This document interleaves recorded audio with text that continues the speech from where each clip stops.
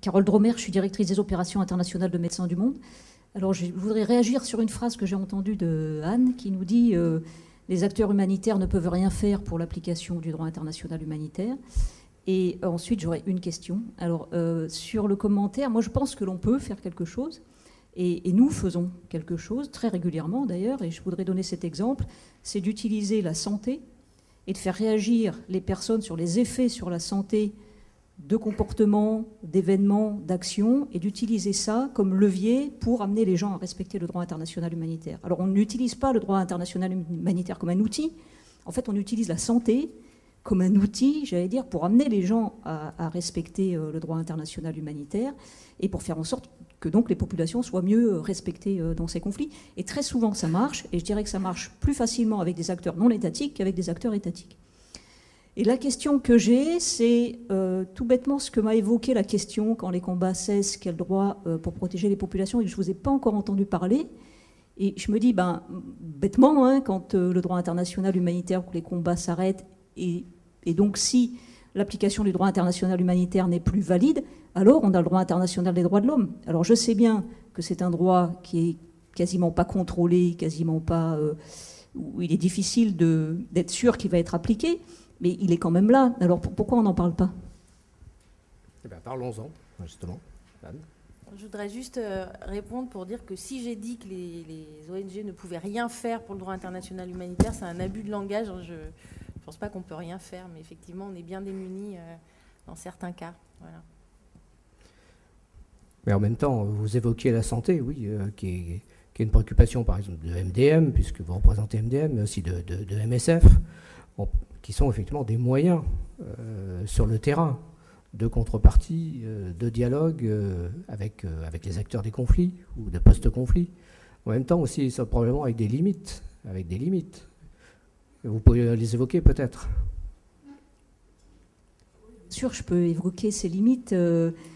La grande limite, enfin oui, il y a deux limites, je dirais. Il y a, si les comportements sont faits, sont purement volontaires, c'est-à-dire que si les gens veulent effectivement exterminer tout le monde ou faire du mal à tout le monde, auquel cas, on aura assez peu de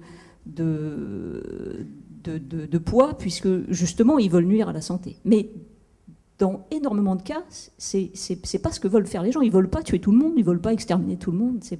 On est rarement dans ce cas de figure. La deuxième limite, c'est quand les combattants font sortir du sphère de l'humanité des personnes. C'est-à-dire si des personnes sont considérées comme des animaux, des déchets ou des sous-hommes, alors là, on n'a effectivement aucune emprise et on pourra dire tout ce que l'on veut. La santé, ils n'en ont rien à faire puisque ce ne sont pas des humains. Voilà, c'est les deux limites que je vois. On évoque la santé, mais on pourrait évoquer par exemple la nutrition aussi. Je pense que la nutrition peut être globalement un facteur sur le terrain de faire passer un certain nombre de messages concernant les règles de droit. Je vois François Danel de Action contre la faim qui rencontre peut-être ce genre de situation. Oui, mais en même temps, moi je voulais souligner 3 exemples plutôt sous forme de questions par rapport au débat tout à l'heure sur la question du droit et plutôt l'absence de droit, avec trois sujets en tête. La Somalie, donc Philippe Riffman en a parlé en disant que c'était tellement évident que c'était même pas la peine d'en parler. Mais je pense que ça vaut le coup quand même. Aujourd'hui, on est dans une situation de... les combats n'ont jamais cessé ou ils n'ont jamais été structurés. Donc est-ce que le droit international humanitaire s'applique ou pas ? Je ne sais pas, mais ce qui vient aggraver la situation, et particulièrement en ce moment, et on est tous très sensibles sur cette zone-là, c'est l'absence d'accès qui rend encore plus difficile l'application de tout droit. J'avais une question aussi sur les situations qu'on vit dans l'est du Tchad, où est-ce que les combats ont cessé, est-ce qu'on est dans une situation de conflit international ou pas ?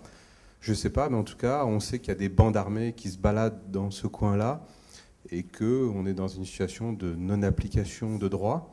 Et puis le dernier exemple qui me venait en tête en vous écoutant parler, c'est la situation des déplacés du Darfour, qui sont dans des quantités quand même assez impressionnantes, où je ne sais pas si c'est le droit des déplacés qui s'applique, s'ils peuvent ou veulent un jour retourner dans leur lieu d'origine. Mais là, il y a des espèces de situations de fait où les gens ont de tels services humanitaires aujourd'hui que la question, même pour eux, ne se pose plus, j'ai l'impression, de retourner dans leur zone. En tout cas, il y a une situation telle que ça devient impossible pour eux de retourner dans leur zone. Donc voilà, je n'ai pas d'affirmation, je pose plutôt des questions et ça invoque ces exemples très concrets pour moi. Merci. La question du Darfour est intéressante, on ne l'a pas évoqué dans nos exemples tout à l'heure, mais d'un point de vue CICR, on en est où, par exemple, sur la situation du Darfour, des populations? Si on a commencé par la qualification juridique, il n'y a vraiment pas de doute que le droit international humanitaire continue à s'appliquer à la situation au Darfour aujourd'hui. Même si c'est vrai, l'intensité des hostilités, d'une manière générale, est aujourd'hui bien moindre que ce qu'elle pouvait être au début, ou en tout cas dans la phase de démarrage du conflit, en particulier en 2004. Mais Somalie, je dirais même chose, le DIH s'applique. Alors évidemment, comment avoir un dialogue structuré avec les acteurs de ce conflit, c'est difficile. Le CICR, depuis quelques années, a développé une approche qui est assez originale, qui est de ne pas parler finalement tellement directement de DIH, mais plutôt de s'ancrer dans les codes moraux de la société somalienne et finalement de parler de l'éthique du combattant selon les termes des normes somaliennes, et donc de faire appel finalement à certaines normes du code de conduite des combattants qui s'appelle le Biri Magedo, mais dont certaines règles sont extrêmement proches des règles de DIH sur la conduite des hostilités, pour justement arriver à trouver un terrain commun finalement avec ces acteurs armés. Est du Tchad, le conflit armé non international est toujours en cours, et là vraiment ce qui est intéressant, c'est que toutes les parties à ce conflit se sont engagées à le respecter et ont fait de grandes déclarations publiques sur la nécessité de respecter le DIH, et où là un dialogue est, je dirais, possible et en cours avec les différents protagonistes. Pour rebondir sur le Darfour et avec Philippe Richman, alors, et puis ce que disait la représentante de Médecins du Monde, on évoquait donc le fait que les droits de l'homme pouvaient aussi se substituer à un moment donné au DIH. Le Darfour est peut-être intéressant parce qu'on a eu cette année quand même un choc entre l'action humanitaire, le terrain d'un côté, et puis justement l'expression des droits de l'homme sur la question du Darfour, et notamment à travers l'inculpation et le mandat d'arrêt contre le président soudanais. Alors est-ce que c'est si simple que ça, de passer du DIH à un outil qui est celui des droits de l'homme?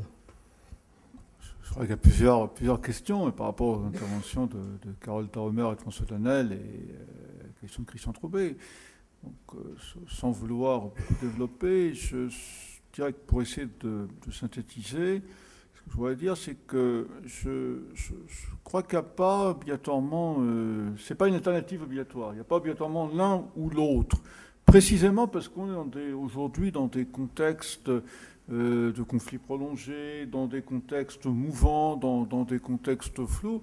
Moi, je suis assez séduit par l'approche de Carole Taromer, mais peut-être sous un autre plan. C'est-à-dire que il me semble qu'il faut préserver l'application du droit international humanitaire, s'y référer parce que ça donne un certain nombre, même si ce n'est pas des outils éventuellement pour Médecins du Monde dans certains domaines, ça donne un certain nombre une sorte de pierre angulaire de référence sur un certain nombre de questions sur lesquelles on peut s'appuyer. Mais en même temps, ne pas hésiter à faire valoir à côté, en parallèle, effectivement, d'autres types de normes, le droit à la santé, le droit à l'alimentation, le droit à l'eau, et le droit simplement à l'aide, le droit à l'humanitaire, le droit à l'assistance, le droit d'être... donc ça ne me paraît pas contradictoire.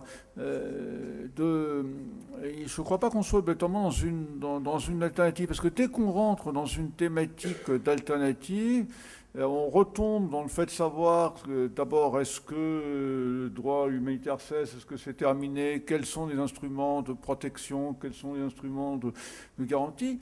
Or, je crois qu'on vit quand même dans un monde, c'est une lapalissade, mais on vit dans un monde quand même tout à fait complexe, et où un certain nombre de cadres, Christian Troubet l'évoquait tout à l'heure, il y a une atomisation, il y a une implosion de toute une série de cadres.